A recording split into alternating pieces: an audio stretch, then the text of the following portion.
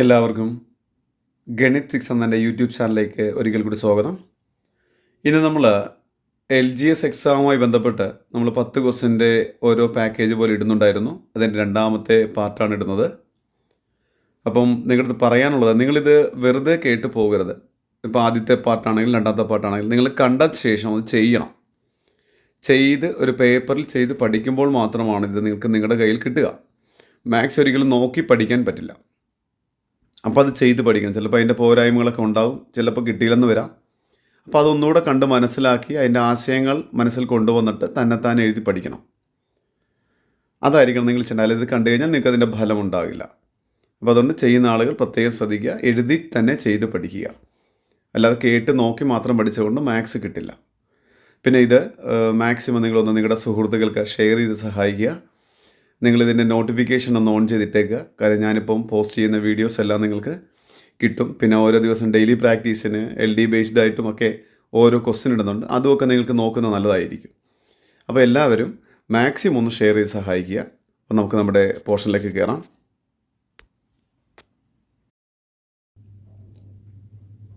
ചോദ്യം വായിക്കുക. ഒരു വിദ്യാർത്ഥിക്ക് ഒന്നാം അർദ്ധവാർഷിക പരീക്ഷയ്ക്ക് 900 മാർക്ക് കിട്ടി. രണ്ടാം അർദ്ധവാർഷിക പരീക്ഷയ്ക്ക് 936 മാർക്ക് കിട്ടി എങ്കിൽ വർധനവിൻ്റെ ശതമാനം എത്ര?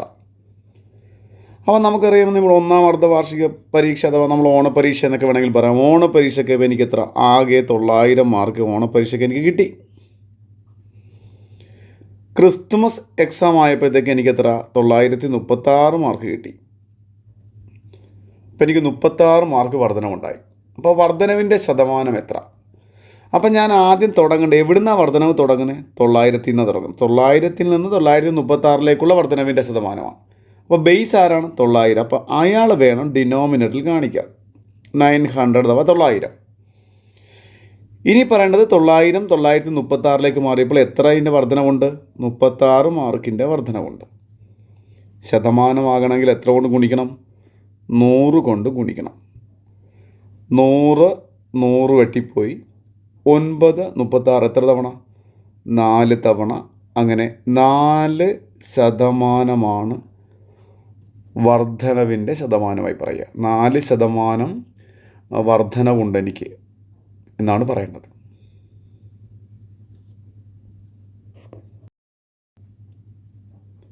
അടുത്ത ചോദ്യം വായിക്കുക. താഴെ തന്നിട്ടുള്ളവയിൽ വലിയ ഭിന്നമേത്? നമുക്ക് 4 ഓപ്ഷനുണ്ട്. 9/11, 9/5, 9/13, 9/8. നമുക്ക് ആദ്യം തന്നിരിക്കുന്ന 4 ഭിന്നങ്ങളെന്ന് എഴുതാം. ഏതൊക്കെയാണ്? 9/11, 9/5, 9/13, 9/8. ഈ ചോദ്യം നോക്കുമ്പോൾ നമുക്കറിയാം എല്ലാത്തിൻ്റെയും ന്യൂമറേറ്റർ എല്ലാത്തിലും 9 എന്നാണ് വന്നിരിക്കുന്നത്. തുല്യമാണ്. അങ്ങനെ ന്യൂമറേറ്റർ തുല്യമായി അഥവാ അംശം തുല്യമായി വരുമ്പോൾ നമുക്ക് ഛേദം നോക്കിയിട്ടാണ് ആരാണ് വലുത് ആരാണ് ചെറുതെന്ന് പറയുന്നത്. അത് ഇത്രയേ ഉള്ളൂ. ഏറ്റവും ചെറിയ സംഖ്യയായി വന്നിരിക്കുന്ന ഛേദം ഏതാണോ അത് വലിയ ഭിന്നമായി കൺസിഡർ ചെയ്യണം.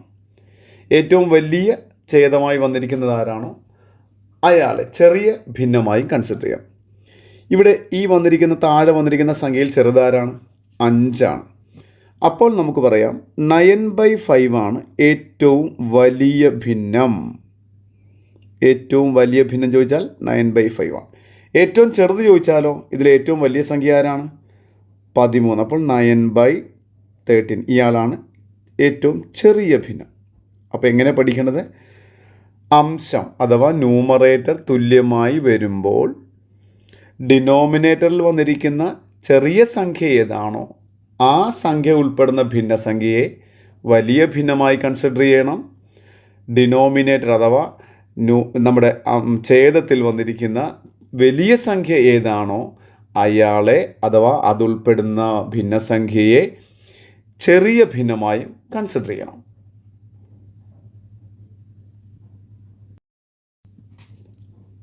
അടുത്ത ചോദ്യം വായിക്കുക. 4 25/36 വർഗ്ഗമൂലം എത്ര? അപ്പോൾ 4 4 25/36 എന്ന് പറയുന്ന മിക്സഡ് ഫ്രാക്ഷനാണ്. ഇയാളുടെ സ്ക്വയർ റൂട്ട് എത്ര അഥവാ വർഗ്ഗമൂലം എത്ര എന്നാണ് ചോദ്യം. ഇത് കാണുമ്പോൾ നമ്മൾക്ക് അറിയാതെ കണ്ട് ഈ 4ൻ്റെ വർഗ്ഗമൂലം 2 പറയാൻ തോന്നും, 25ൻ്റെത് 5 പറയാൻ തോന്നും, 36ൻ്റെത് 6 പറയാൻ തോന്നും. തെറ്റാണ്. കാര്യം മിക്സഡ് ഫ്രാക്ഷനൊക്കെ തരുമ്പോൾ എപ്പോഴും നമ്മളയാളെ ഫ്രാക്ഷനിലേക്ക് മാറ്റിയിട്ട് മാത്രമേ കണക്ക് ചെയ്യാവൂ. മിക്സഡ് ഫ്രാക്ഷൻ ആകുമ്പോൾ എപ്പോഴും നമ്മളയാളെ ഫ്രാക്ഷനിലേക്ക് മാറ്റണം. അപ്പോൾ ആദ്യം നമുക്ക് ആ ഫ്രാക്ഷനിലേക്കൊന്ന് മാറ്റാം. അപ്പോൾ 4 25/36 നമുക്ക് എങ്ങനെ മാറ്റാം? 36 × 4 ആദ്യം കണ്ടുപിടിക്കുക. 36 × 4 എന്ന് വെച്ചാൽ 144. ആ 144 ഈ മേഖലയിൽ വന്നിരിക്കുന്ന 25 കൂട്ടുക. അപ്പോൾ എത്ര കിട്ടി? 169 എന്ന് വന്നു. ഡിനോമിനേറ്റർ എത്രയാണ്? 36 തന്നെ. അപ്പോൾ 4 25/36 തുല്യമാണ് ആര്? 169/36. ഇനി അയാളുടെ റൂട്ട് എടുക്കുക. എത്ര? Root of 169/36. ഇനി സാധാരണ എടുക്കുന്നില്ല. 169 എത്രയാണ്? 13. 36 എത്ര? 6. ഇനി നമുക്ക് വീണ്ടും ഇയാൾ മിക്സഡ് ഫ്രാക്ഷൻ ആക്കാം. കാര്യം ആൻസർ കിടക്കുന്ന മുഴുവൻ മിക്സഡ് ഫ്രാക്ഷൻ ആയിട്ടാണ്. അപ്പോൾ 13/6 നമുക്ക് ഇങ്ങനെ സൈഡിലോട്ട് പോകാതെ തന്നെ നമുക്ക് മിക്സഡ് ഫ്രാക്ഷൻ ആക്കാം. ആ 13ൽ എത്ര തവണയുണ്ട്? 6. 2 തവണയുണ്ട്. 6 2 12 ഇവിടെ 13 എന്നുള്ളപ്പോൾ ഒരു 1 മിച്ചം വന്നു. അപ്പോൾ നമ്മുടെ ആൻസർ കറക്റ്റ് അവിടെ മിക്സഡ് ഫ്രാക്ഷൻ ആയിട്ട് വന്നു. 2 1/6 എന്ന് പറയുന്ന ആൻസർ വന്നു.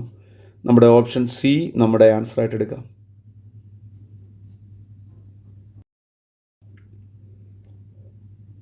അടുത്ത ചോദ്യം. ഒരു സോപ്പിൽ 25% കൂടുതൽ എന്ന് എഴുതി വച്ചിരിക്കുന്നു. എത്ര ശതമാനം കിഴിവിന് തുല്യമാണിത്? ഇത് തന്നെയാണ് എയേക്കാൾ 25% കൂടുതലാണ് ബിക്ക് എങ്കിൽ ബിയേക്കാൾ എത്ര ശതമാനം കുറവാണ് എയ്ക്ക് എന്നൊക്കെയുള്ള ചോദ്യങ്ങൾ. ഇതെല്ലാം ഒരേ മോഡലാണ്. അപ്പോൾ ഇവിടെ എന്താണ് പറഞ്ഞിരിക്കുന്നത്? ഒരു സോപ്പിൽ 25% കൂടുതലെന്ന് എഴുതി വച്ചിരിക്കുന്നു. അപ്പോൾ എനിക്ക് അത് എത്ര ശതമാനം ഡിസ്കൗണ്ട് ലഭിച്ചു? ഇതാണ് ചോദ്യത്തിൻ്റെ അർത്ഥം. വളരെ ചെറിയ ക്വസ്റ്റ്യനാണ്. നിങ്ങൾ ഇവിടുന്ന് അറിയേണ്ട കാര്യം 25% കൂടുതൽ എന്ന് പറഞ്ഞിരിക്കുന്ന ആ സോപ്പ് നിങ്ങൾ വാങ്ങിച്ചു എന്ന് വിചാരിക്കുക. അപ്പോൾ നിങ്ങൾക്ക് അവിടെ എത്ര കിട്ടി? 100 യഥാർത്ഥത്തിൽ എപ്പോഴും കിട്ടേണ്ടിയിരുന്നത്. 25% കൂടി എന്ന് പറഞ്ഞപ്പോൾ നിങ്ങളുടെ കയ്യിൽ ഇപ്പം ഗ്രാം കണക്കാണെങ്കിൽ 125 ഗ്രാമാണ് നിങ്ങൾക്ക് കിട്ടിയിരിക്കുന്നത്. നിങ്ങൾക്ക് യഥാർത്ഥത്തിൽ കിട്ടേണ്ടിയിരുന്നത് 100 ഗ്രാം ആയിരുന്നു. ഇപ്പം നിങ്ങൾക്ക് എത്ര കിട്ടി? 125 ഗ്രാം അധികം കിട്ടി. അപ്പം നിങ്ങൾക്ക് വെറുതെ എത്ര ഗ്രാം കിട്ടി? 25 ഗ്രാം കിട്ടി. അതിനെയാണല്ലോ കിഴിവെന്ന് പറയുക. 25 ഗ്രാം എനിക്ക് കിട്ടി. ശതമാനമാക്കാൻ ഞാൻ എന്ത് ചെയ്യണം? 100 കൊണ്ട് ഗുണിക്കണം. ഒന്നുകൂടെ 100 ഗ്രാമാണ് എനിക്ക് കിട്ടേണ്ടിയിരുന്നത്. 25% അധികം ഉണ്ടായിരുന്നതിനാൽ 125 ഗ്രാം കിട്ടി. ആ 125 ഗ്രാം കിട്ടുമ്പോൾ യഥാർത്ഥത്തിൽ ഞാൻ 100 ഗ്രാമിൻ്റെ കാശേ കൊടുത്തിട്ടുള്ളൂ. 25 ഗ്രാം എനിക്ക് വെറുതെ കിട്ടിയതാണ്. ആ വെറുതെ കിട്ടി 25 ഗ്രാമാണ് ഞാൻ ന്യൂമറേറ്ററായിട്ട് എഴുതിയിരിക്കുന്നത്, മുകളിൽ എഴുതിയിരിക്കുന്നത്. എന്നിട്ട് നമ്മളിനി വെട്ടുക. എത്രയാണ്?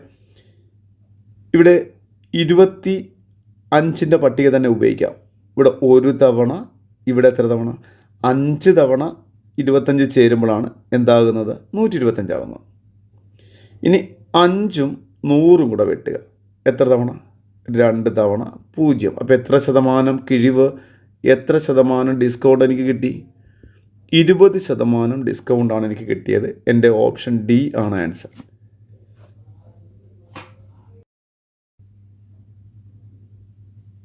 ചോദ്യം വായിക്കുക.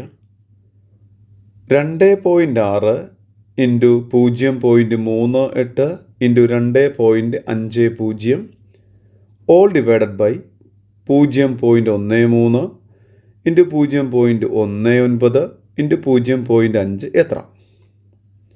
എനിക്ക് ആ തന്നിരിക്കുന്ന കാര്യം ഞാനൊന്ന് എഴുതിയിടുകയാണ്. 2.6 ഇൻറ്റു 0.38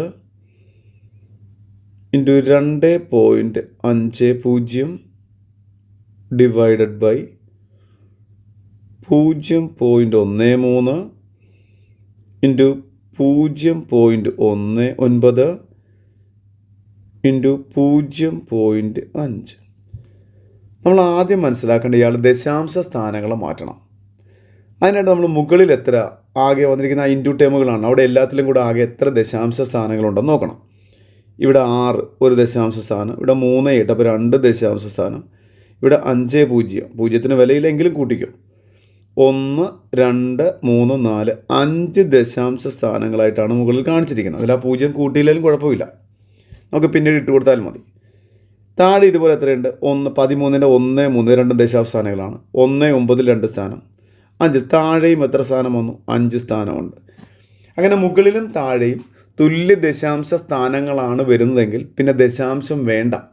നമ്മൾ 10 കൊണ്ടും 100 കൊണ്ടും ഗുണിക്കുകയല്ല ചെയ്യേണ്ടത്. ന്യൂമറേറ്റർ ഡിനോമിനേറ്റർ അഥവാ ഫ്രാക്ഷൻ ഫോമിലുള്ള സംഖ്യകൾ വരുമ്പോൾ മുകളിലും താഴെയും തുല്യ എണ്ണം ദശാംശ സ്ഥാനമുണ്ടെങ്കിൽ പിന്നെ ദശാംശം വേണ്ട, അതില്ലാതെ കണ്ട് എഴുതിയാൽ മതി.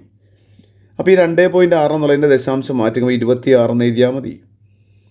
0.38 എന്നുള്ളതിൻ്റെ ദശാംശം മാറുമ്പോൾ 38 എന്നായിട്ട് മാറും. 2.50 ദശാംശം മാറുമ്പോൾ 2 5 ആ 0 വേണം, 250 എന്നായിട്ട് മാറും. താഴെയോ 13 എന്നായിട്ട് മാറും, പിന്നെ 19 എന്നായിട്ട് മാറും, പിന്നെ 5 എന്നായിട്ട് മാറും. ഇനി നമുക്കിത് വെട്ടിയാൽ മാത്രം മതി. 13ഉം 26, 13 ഇൻറ്റു 2 ആണ് 26. ഇതുപോലെ 19 ഇൻറ്റു 2 ആണ് 38. 5ഉം 5ഉം കൂടെ വെട്ടുക, കണ്ടോ, ഒരു 0 അങ്ങനെ ഇട്ടേക്ക്. ഇനി നമുക്ക് എല്ലാം കൂടെ ഗുണിച്ചാൽ മതി. 50 50 ഇൻറ്റു 2 100, 100 ഇൻറ്റു 2 200 എന്ന് നമുക്ക് പറയാം. ആൻസർ എത്രയാണിപ്പോൾ? 200. ഓപ്ഷൻ എ തന്നെയാണ് നമ്മുടെ ആൻസർ. ചോദ്യം വായിക്കുക. 72 കിലോമീറ്റർ പെർ മണിക്കൂർ വേഗതയിൽ യാത്ര ചെയ്യുന്ന ഒരു ട്രെയിൻ 1 മിനിറ്റ് കൊണ്ട് എത്ര ദൂരം സഞ്ചരിക്കും? ഈ ചോദ്യം നമുക്ക് 2 തലങ്ങളിൽ ചെയ്യാം. വേണമെങ്കിൽ ഈ കിലോമീറ്റർ പെർ മണിക്കൂർ എന്ന് പറയുന്ന ഈ വേഗത വെച്ച് തന്നെ നമുക്ക് ചെയ്യാം. അല്ലാതെ ഉണ്ട് മീറ്റർ പെർ സെക്കൻഡിലേക്ക് മാറ്റിയിട്ട് വേണമെങ്കിലും കണക്ക് ചെയ്യാം. 2 ചെയ്താലും ഒരേ ആൻസർ കിട്ടുള്ളൂ. നമുക്ക് കുറച്ചുകൂടി എളുപ്പം ഈ കിലോമീറ്റർ പെർ മണിക്കൂർ തന്നെ ചെയ്യുന്നതാണ്. നമുക്ക് അങ്ങനെ തന്നെ ചെയ്ത് നോക്കാം. അപ്പോൾ ചോദ്യത്തിൽ പറഞ്ഞിരിക്കുന്നു സ്പീഡ്, വേഗത എന്ന് പറയുന്നത് എത്രയാണ്? 72 കിലോമീറ്റർ പെർ മണിക്കൂർ എന്നാണ്. ഇനി ടൈം തന്നിരിക്കുന്നത് എങ്ങനെയാണ്? ടൈം തന്നിരിക്കുന്നത് 1 മിനിറ്റാണ്. അവിടെയാണ് കുഴപ്പം. എന്താണ്? ഇവിടെ മണിക്കൂറിൽ പറയുമ്പോൾ ഇവിടെ മിനിറ്റ് വരാൻ പാടില്ല. അപ്പോൾ ആ മിനിറ്റിനെ നമുക്ക് മണിക്കൂറാക്കണം. എന്ത് ചെയ്താൽ മതി? മിനിറ്റിനെ മണിക്കൂറാക്കാൻ 60 കൊണ്ട് ഡിവൈഡ് ചെയ്താൽ മതി. അപ്പോൾ 1 മിനിറ്റ് എന്ന് വെച്ചാൽ 1/16 അവർ എന്നാണ്. ഉണ്ടോ? എത്രയാണോ വന്നിരിക്കുന്നത് അതിനെ 60 കൊണ്ട് ഡിവൈഡ് ചെയ്യാം. ഇപ്പോൾ നമുക്ക് സ്പീഡും ടൈമും കിട്ടി. നമുക്ക് കണ്ടുപിടിക്കേണ്ടത് ഡിസ്റ്റൻസ് ആണ്. എന്താണ് ഡിസ്റ്റൻസിൻ്റെ equation? Speed into time. Speed എന്നുള്ളത് 72 ഇൻറ്റു ടൈം എന്നുള്ളത് 1/60. 72 60 നമുക്ക് വെട്ടാം. 6ൻ്റെ പട്ടികയിൽ വെട്ടാം. 12 6 72. 10 6 60.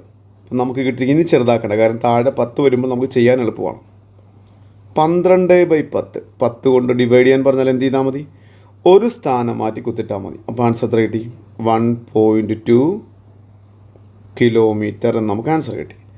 നമ്മളുടെ രണ്ടാമത്തെ അഥവാ ബി ഓപ്ഷനാണ് നമ്മുടെ ആൻസർ, 1.2 കിലോമീറ്റർ. അടുത്ത ചോദ്യം വായിക്കുക. രാജുവിൻ്റെയും രാമുവിൻ്റെയും ഇപ്പോഴത്തെ വയസ്സുകളുടെ തുക 51. രാജുവിനേക്കാൾ 5 വയസ്സിന് ഇളയതാണ് രാമു എങ്കിൽ അടുത്ത വർഷം രാജുവിന് എത്ര വയസ്സാകും? ഇപ്പം നമ്മളിവിടെ രാജു എന്ന് പറയുന്ന ആളെ ഞാൻ എക്സ് എന്നെടുക്കുകയാണ്. രാജു എന്ന് പറയുന്ന ആളെ എക്സ് എന്നെടുക്കുകയാണ്. രാമു എന്ന് പറയുന്ന ആളെ വൈ എന്ന് ഞാൻ എടുക്കുകയാണ്. ഇനി ചോദ്യമിടുക. ആദ്യം പറയുന്നത് രാജുവിൻ്റെയും രാമുവിൻ്റെയും വയസ്സുകളുടെ തുകയാണ്. ആ തുകയാണ് 51. വെച്ചാൽ രാജു എന്നുള്ളത് എക്സ് ആണ്, രാജുവിൻ്റെ വയസ്സ് അല്ലേ, രാമുവിൻ്റെത് വൈ ആണ്. അപ്പോൾ എക്സ് പ്ലസ് വൈ ആണ് എത്ര? 51. അടുത്തതാണ് കാര്യം. രാജുവിനേക്കാൾ 5 വയസ്സിന് ഇളയതാണ് രാമു എന്ന് വെച്ചാൽ രാജുവിന് ഇപ്പോൾ എത്ര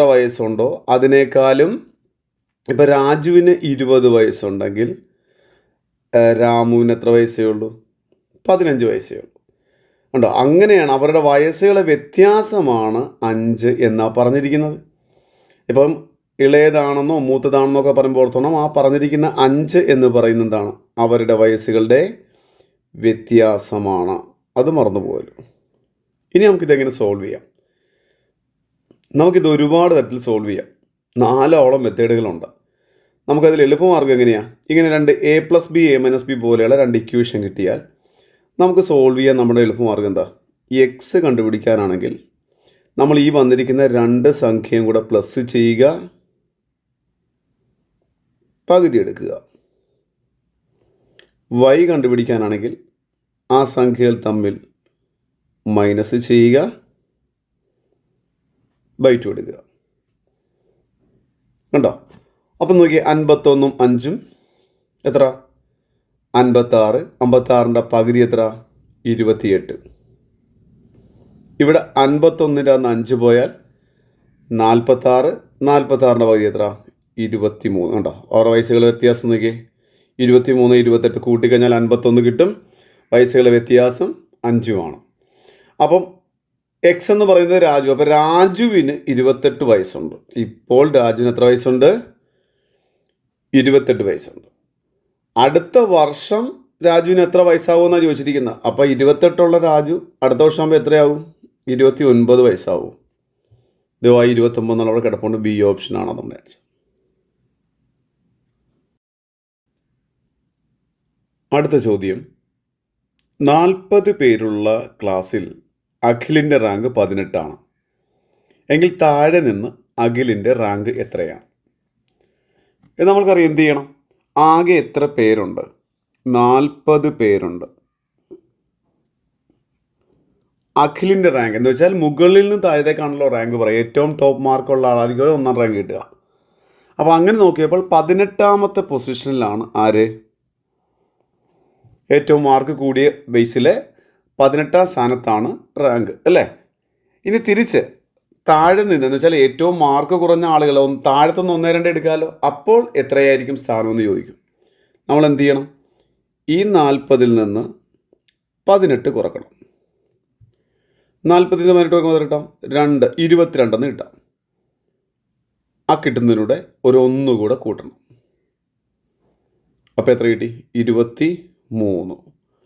ഇതാണ് നമ്മുടെ ആൻസർ. ഇനി ഇതിൻ്റെ ഒരു ആശയം പല ആളുകളും ചോദിക്കുന്നുണ്ട്. ഇതെങ്ങനെയാണ്? ഇത് ഞാൻ എൻ്റെ ചെറിയൊരു കാര്യം കാണിച്ചു തരാം. ഇപ്പം A, B, C, D, E, F, G. ഇവിടെ 7 പേരുണ്ട്. ഇവിടെ മൊത്തം എത്ര പേരുണ്ട്? 7 പേരുണ്ട്. ഞാൻ സി എന്ന് പറയുന്ന ആളെയാണ് ഇവിടെ എടുക്കാൻ വേണ്ടി പോകുന്നത്. പറഞ്ഞു സി എന്ന് പറയുന്ന ആളുടെ സ്ഥാനം നോക്കി, 3ാമത്തെ സ്ഥാനമാണ് ഇവിടുന്ന്. മുകളിൽ നിന്നുമ്പോൾ 3ാമത്തെ സ്ഥാനമാണ്. തിരിച്ച് ജിയിൽ നിന്നുമ്പോൾ എത്രാമത്തെ സ്ഥാനമാണ്? അപ്പോൾ നമ്മൾ എടുക്കുന്ന നോക്കി 1, 2, 3, 4, 5. 5ാം സ്ഥാനമാണ്. കണ്ടോ? അതിന് നമ്മൾ ചെയ്യുന്നത് എങ്ങനെയാണ്? ഇപ്പം മുകളിൽ നിന്ന് 3ാം സ്ഥാനമാണ്, പിന്നിൽ നിന്ന് എത്രാം സ്ഥാനമാണെന്ന് ചോദിക്കും. നമ്മളപ്പോൾ ആദ്യം ആകെ എത്ര പേരുണ്ട്? 7 ഉണ്ട്. ആ ഇപ്പോൾ പറഞ്ഞിരിക്കുന്ന സ്ഥാനം അങ്ങ് കുറക്കുക. എത്ര കിട്ടി? 4 ആയി. അത് ചിലപ്പോൾ സിയിലെത്തിയില്ല, ഡി വരെ എത്തിയിട്ടുള്ളൂ. അതിനാണ് ഒരു 1 കൂടെ കൂടുന്നത്. ആ സിയിലേക്ക് എത്താനാണ് നമ്മൾ 4 + 1 എത്ര കിട്ടുന്നത്? 5 എന്ന് പറയും. അപ്പോൾ നമ്മൾ ഈ സി എന്ന് പറയുന്ന ആളെ 2 തവണ പരിഗണിക്കുന്നുണ്ട്. അതുകൊണ്ടാണ് നമ്മൾ ആ നേരത്തെ 1 കുറച്ചിട്ട് സിയുടെ തൊട്ട് പുറകിലാണ് വന്ന് നിൽക്കുന്നത്. ഡിയിൽ വന്ന് നിന്ന് 1 കൂടെ പ്ലസ് ചെയ്ത് നമ്മൾ അങ്ങോട്ടാക്കി മാറ്റുന്നതിൻ്റെ കാര്യം. അപ്പം ഒരാളെ 2 തവണയാണ് ഇവിടെ പരിഗണിക്കുന്നത്. മുന്നിൽ നിന്ന് പരിഗണിക്കുമ്പോഴും പിന്നിൽ നിന്ന് പരിഗണിക്കുമ്പോഴും 2 തവണ അയാൾ തന്നെ വരുന്നുണ്ട്. അതുകൊണ്ടാണ് ആ ഒരു 1 പ്ലസ് ചെയ്യുന്ന രീതി നമ്മൾ ഉപയോഗിക്കുന്നത്. അപ്പം അങ്ങനെയാണ്. ആദ്യത്തിനകത്ത് അയാൾ ഉൾപ്പെട്ടു, രണ്ടാമതാകുമ്പോൾ നമ്മൾ അയാളെ തൊട്ട് പുറകെ വരെ എത്തിയുള്ളൂ. അപ്പോൾ അയാളിലേക്ക് വരാൻ വേണ്ടി 1 കൂടെ നമ്മൾ ആഡ് ചെയ്യും. അങ്ങനെയാണ് ഇതിൻ്റെ കോൺസെപ്റ്റ്. അടുത്ത ചോദ്യം, തുടർച്ചയായ 2 എണ്ണൽ സംഖ്യകളുടെ തുക 61 ആയാൽ അവയുടെ വർഗങ്ങളുടെ വ്യത്യാസം എത്ര? അപ്പോൾ ഞാനതിൻ്റെ ഒരു ചെറിയൊരു ആശയം പറയുകയാണ്. ചോദ്യം വായിച്ചപ്പോഴത്തേക്ക് 2-3 കാര്യങ്ങൾ മനസ്സിലാക്കേണ്ടതുണ്ട്. ഇവിടെ എന്താ പറയുക, തുടർച്ചയായ രണ്ട് എണ്ണൽ സംഖ്യകളെന്നാണ് പറഞ്ഞിരിക്കുന്നത്. വളരെ എളുപ്പത്തിൽ പറയാൻ ഞാൻ ചെറിയായിട്ട് പറയുന്നു. 12ഉം 13ഉം ആയിക്കോട്ടെ. സംഖ്യകൾ ആരൊക്കെയാണ്? 12ഉം 13ഉം എന്ന് വിചാരിച്ചു. നമ്മുടെ ഇതിൽ ഉദ്ദേശിച്ചല്ല പറയുന്നത്, ഞാൻ അതിൻ്റെ ആശയം പറയുകയാണ്. 12, 13 എന്നിവയാണ് സംഖ്യ എന്ന് വിചാരിക്കുക. ഇനി നമ്മുടെ ചോദ്യത്തിൽ പറഞ്ഞിരിക്കുന്നത് തുക പറഞ്ഞിട്ടുണ്ട്. എന്ന് വെച്ചാൽ 12 + 13 നമുക്ക് തന്നിട്ടുണ്ട്. എത്രയാണ്? 25. അഥവാ സംഖ്യകളുടെ തുക, എണ്ണൽ സംഖ്യകളുടെ തുക തന്നിട്ടുണ്ട്. ഇനി എന്താണ് ചോദ്യം? അവയുടെ വർഗങ്ങളുടെ വ്യത്യാസം. എന്ന് വെച്ചാൽ 13ൻ്റെ സ്ക്വയറിൽ നിന്ന് 12ൻ്റെ സ്ക്വയർ കുറക്കണം. കിട്ടിയോ? 13ൻ്റെ സ്ക്വയർ എത്ര? 169. 14ൻ്റെ എത്രയാണ്? 12ൻ്റെ എത്രയാണ്? 144. അപ്പോൾ 169ൽ നിന്ന് 144 കുറച്ചാൽ നമുക്ക് എത്ര കിട്ടുന്നുണ്ട്? 25 കിട്ടുന്നുണ്ട്. അതും എന്ത് തന്നെയാണ്? തുകയെന്ന് പറഞ്ഞാലും തുല്യം തന്നെയാണ്. അപ്പോൾ ഏതെണ്ണൽ സംഖ്യകളുടെ തുകയെന്ന് പറഞ്ഞാലും അവയുടെ വർഗങ്ങളുടെ വ്യത്യാസം എന്ന് പറഞ്ഞാലും ഒന്ന് തന്നെ ആയിരിക്കും. ഏതെണ്ണൽ സംഖ്യ എടുത്താലും അവയുടെ തുക എന്ന് പറയുന്ന ആളും അവയുടെ വർഗങ്ങളുടെ വ്യത്യാസം എന്ന് പറയുന്ന ആളും രണ്ടും ഒന്ന് തന്നെ ആയിരിക്കും. അപ്പം നമുക്കിവിടെ തുക 61 എന്ന് പറഞ്ഞിരിക്കുന്നു. അപ്പോൾ വർഗങ്ങളുടെ വ്യത്യാസം എത്ര തന്നെയായിരിക്കും? 61 തന്നെ ആയിരിക്കും. ഇനി അല്ലാതെ കൂടെ പറഞ്ഞു തരാം. 61, രണ്ട് എണ്ണൽ സംഖ്യയുടെ തുക 61 എന്ന് പറയുമ്പോൾ നമുക്ക് എങ്ങനെ പറയാം? നമുക്ക് സംഖ്യകളായിട്ട് എടുക്കാൻ വളരെ എളുപ്പം. 61ൻ്റെ പകുതി എത്രയാണ്? 30 അടുത്ത് വരും. അപ്പോൾ സംഖ്യകൾ ആരൊക്കെയാണ്? 30ഉം 31മാണ് സംഖ്യകൾ. കണ്ടോ? തുക 61 കിട്ടണമെങ്കിൽ എണ്ണൽ സംഖ്യകൾ 30ഉം 31ഉം ആയിരിക്കണം. അവയുടെ വർഗ്ഗങ്ങൾ എങ്ങനെ പറയും? 31ൻ്റെ സ്ക്വയറിൻ്റെ അകത്തുനിന്ന് 30ൻ്റെ സ്ക്വയർ കുറക്കണം. 31ൻ്റെ സ്ക്വയർ എന്ന് വെച്ചാൽ 961 ആണ്. 30ൻ്റെ സ്ക്വയർ എന്ന് വെച്ചാൽ 900 ആണ്. കുറച്ചപ്പോൾ എത്ര കിട്ടി? 61 കിട്ടി. അങ്ങനെ ചെയ്ത് കണ്ടുപിടിക്കേണ്ട കാര്യമില്ല. അപ്പോൾ അവിടെ ഞാനതുകൊണ്ട് എക്സാമ്പിൾ കാണിച്ചത്. നമുക്കങ്ങനെ ചെയ്ത് കണ്ടുപിടിക്കുന്ന തെറ്റൊന്നുമില്ല. അതിനേക്കാൾ നല്ലത് ഇങ്ങനൊരു ആശയമുണ്ട്. ഏത് രണ്ട് എണ്ണൽ സംഖ്യകളുടെയും തുക എന്ന് പറയുന്നതും അവയുടെ വർഗങ്ങളുടെ വ്യത്യാസം എന്ന് പറയുന്നതും തുല്യമായിരിക്കും. ആ ഒരു ആശയമുണ്ടെങ്കിൽ ചോദ്യം കാണുമ്പോൾ തന്നെ 61 കിടക്കുന്നത്, നമുക്ക് ആൻസർ എഴുതാം. 61 എഴുതാൻ പറ്റും.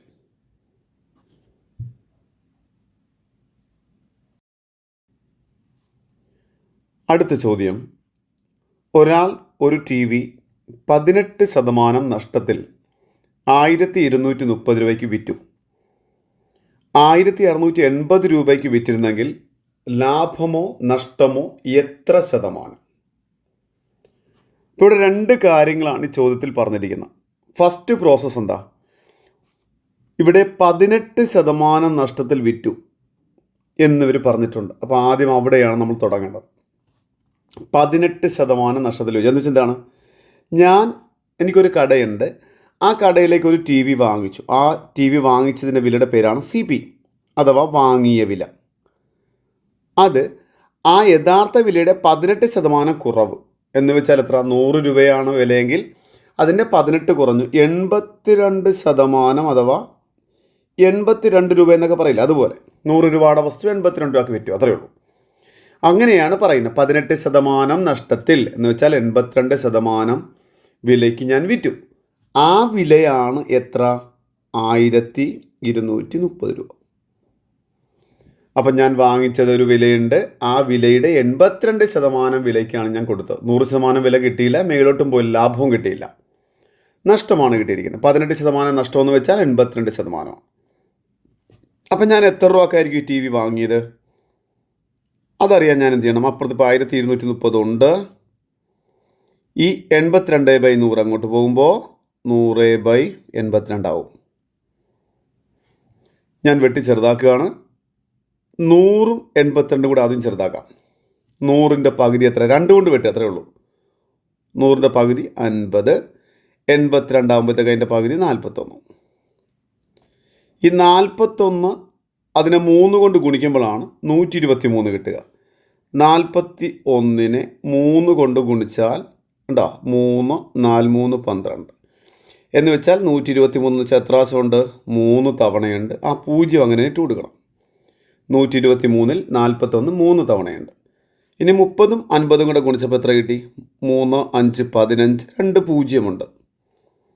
അപ്പോൾ ടി വിയുടെ യഥാർത്ഥ വില 1500 രൂപയാണ്. ഞാൻ വാങ്ങിയത് 1500 രൂപയ്ക്കാണ്. അതോടെ ഫസ്റ്റ് സെക്ഷൻ കഴിഞ്ഞു. ഇനി സെക്കൻഡ് സെക്ഷൻ എന്താ? ഞാൻ അത് 1680 രൂപയ്ക്കാണ് വിറ്റിരുന്നെങ്കിൽ എനിക്ക് ലാഭമാണോ നഷ്ടമാണോ എന്നാണ് ചോദ്യം. നിങ്ങളൊന്ന് ആലോചിച്ചേ, ഞാനിപ്പം 1500 രൂപയ്ക്ക് വാങ്ങിച്ച സാധനം 1680 രൂപയ്ക്ക് ഞാൻ വിൽക്കുന്നു. കാണുമ്പോഴേ മനസ്സിലായി എനിക്ക് ലാഭമാണെന്ന് മനസ്സിലായി അല്ലേ? എത്ര? എനിക്ക് 180 രൂപ ലാഭമാണ്. 1500 1680 തമ്മിലുള്ള വ്യത്യാസമാണ്. 1680 നിന്ന് 1500 കുറക്കുമ്പോൾ കിട്ടുന്നതാണല്ലോ പ്രോഫിറ്റ് എന്ന് പറയുക. 0.81. അങ്ങനെ എത്ര രൂപ ലാഭം കിട്ടി? 180 രൂപ ലാഭമാണ് കിട്ടിയത്. ഇനി എന്താ പറയുക? ലാഭം എത്ര ശതമാനം എന്നാണ് ചോദിച്ചിരിക്കുന്നത്. അതിനെന്താ ചെയ്യണം? ഇതിനെപ്പോഴും ഞാൻ മുടക്കിയത് എത്രയാണ്? 1000. ഞാൻ മുടക്കിയതാണ് ഡിനോമിനേറ്ററിൽ പറയേണ്ടത് എപ്പോഴും. 1500 രൂപ. 1500 മുടക്കിയപ്പോൾ എനിക്ക് എത്ര രൂപ ലാഭം കിട്ടി? 180 രൂപ കിട്ടി. പിന്നെയോ ശതമാനമാക്കാൻ എന്ത് ചെയ്യണം? 100 കൊണ്ട് ഗുണിക്കണം. 2 0 വെട്ടി 15ഉം 18 കൂടെ നമുക്ക് വെട്ടാം. നമുക്ക് 3ൻ്റെ ടേബിളിൽ വെട്ടാം. ഇവിടെ 5 തവണ, ഇവിടെ 6 തവണ. 60ഉം 5 കൂടെ വെട്ടാം. 12 തവണ. അങ്ങനെ നമ്മുടെ ആൻസർ എത്ര? 12% എന്നായിട്ടുണ്ട്.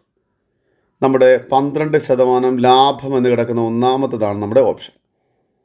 ഇവിടെയൊക്കെ നമുക്ക് വെട്ടുക എന്നൊക്കെ പറഞ്ഞ ഡിവിഷൻ ലോ വളരെയധികമുണ്ട്.